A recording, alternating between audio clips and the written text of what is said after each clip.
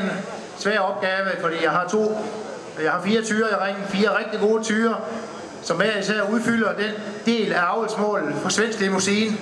Kødproduktion, vi skal implementere det på Oldegen.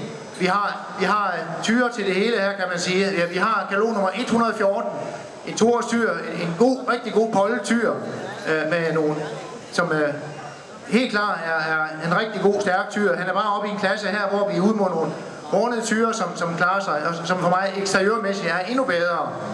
Nummer 3 i holdet, en meget muskuløs tyr, igen pollet her, med en god muskulatur i kam og i lænd, og nogle gode dybe lår, og nogle, for mig, på grove lemmer på limousine. Men det er klart, igen en polletyr her, som helt klart vil kunne give fremgang på muskulatur på de pollede limousiner. Katalog nummer 115, reservechampion, 23 point, en rigtig god, meget dyb, lårtung tyr af limousine her.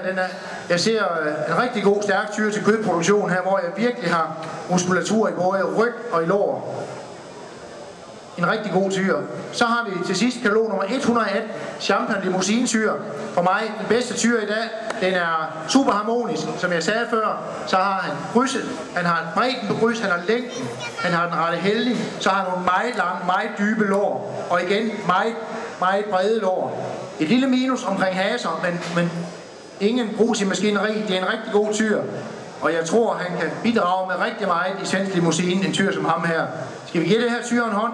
Det er 4 rigtig gode tyre. Tak.